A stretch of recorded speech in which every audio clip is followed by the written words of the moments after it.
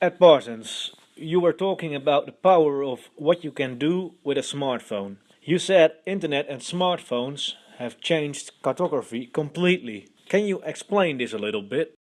Yeah, well, I think what smartphones give you is that very personalized sense of where you are, what you're doing at a particular point in time, and your interest, and we call that context.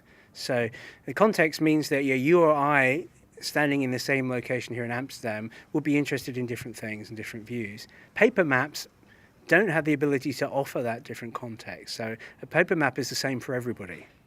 Whereas your map on your smartphone, that map is unique to you at a particular point in time. So, if you wanted to, as I will do, go off to Schiphol later on this afternoon, my map knows that, and it will present the information to me about, the NS timetable and whether my flight's on time. That is very different to, that one map that suits everybody. You mentioned the gamification of mapping. Can you give us some examples? One of the powers of the smartphone is a device that will communicate back to the cloud. It will tell you information about where you are, what you're doing. And for a while now, we've been using that to monitor people traveling. So, anonymously, information about your speed is presented up to the cloud, and that's then represented on Google Maps.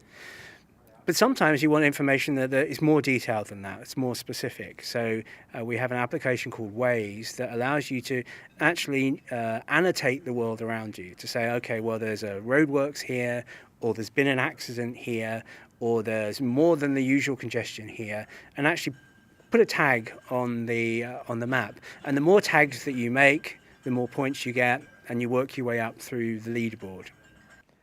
Ed, your presentation showed us clearly that everyone nowadays produces geodata. How does this influence cartography? Well, I think we've gone from a situation where maps once upon a time were created by a few people, in an institution, to maps now being the product of their users. So we have a virtuous circle. The more you use the map, the more accurate the map becomes. And that comes through contributions in all sorts of different ways. Just having a smartphone in your pocket and interacting with the world around you, asking for directions, actually improves the quality of the map, because we can see the places that people are moving around. We can see when particular destinations are busy. We can see when there is congestion on a particular road, or when a railway station is busier. We can even find which are the bars that are more popular than other bars at any particular point in time, and then replay that information back to our users. So it's giving you a view of the world that is real time, that we've never had before. We used to talk, in proud terms at my previous employer, the Ordnance Survey, about being able to update the map in 90 days. Well, we now update the map in 90 seconds.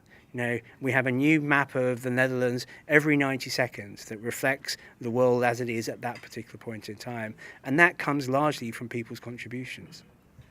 And everyone is able to contribute. Does that make map mapping more democratic?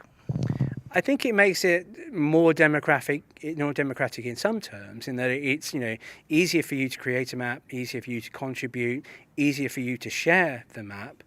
But that doesn't underplay the role of cartography. Cartographers are communicators. They take information, they take a lot of content, and then they repackage that information, design a map for telling a particular story. And in some ways you could argue that it's in some ways equivalent to desktop publishing. Desktop publishing didn't make us all newspaper publishers or authors. Word processing didn't make us all great authors.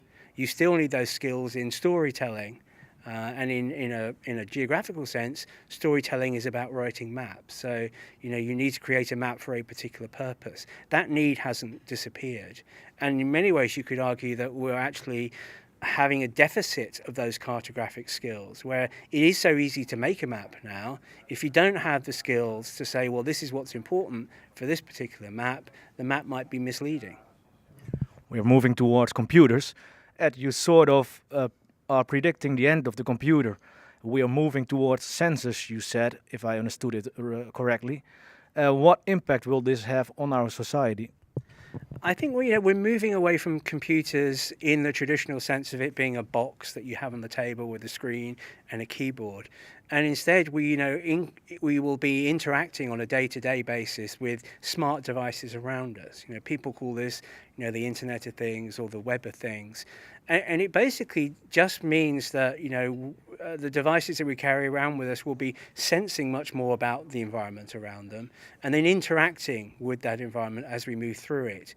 So the example I gave was that my heating at home is controlled by my location, by my phone's location. So the heating gets switched on when I'm approaching home, and the heating is switched off if there's nobody home.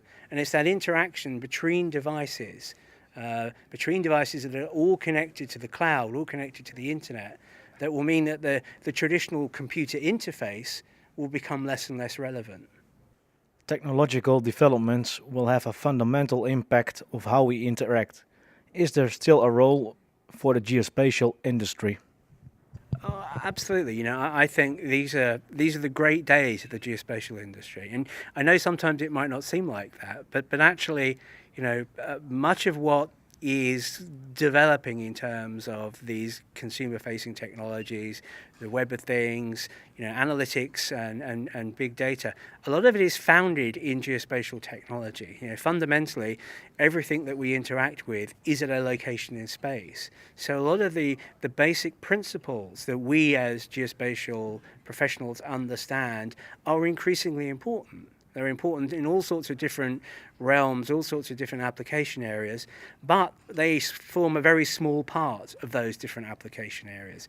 Often a very important part, but not up front. So often, there is no map involved, but nevertheless, there is still geospatial information being used behind the scenes. If you book a car with Uber, or you wonder where your parcel is being delivered by Amazon, the information that runs both of those systems is all built on geospatial technology. It's all there behind the scenes, making those systems more efficient, or indeed, making them operate at all. Companies, technologies like smart taxis wouldn't work if it wasn't for the embedded geospatial technology that's there.